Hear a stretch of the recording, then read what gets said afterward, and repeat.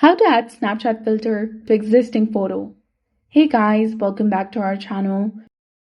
So in order to add a Snapchat filter to an existing photo, you need to follow the simple steps that I'm going to show in this video.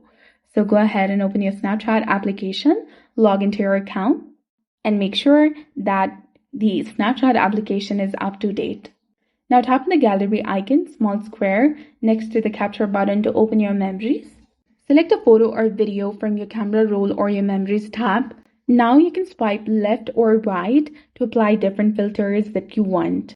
And once you've chosen the filter that you'd like to use, you can go ahead and export this snap, or you can send it directly to your friends or whoever is on your Snapchat.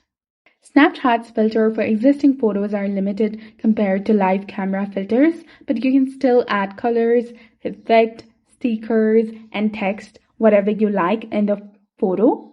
So this was all about it. This is how you can go ahead and add Snapchat filter to an existing photo. So if you found this guide helpful, please like, share, and subscribe.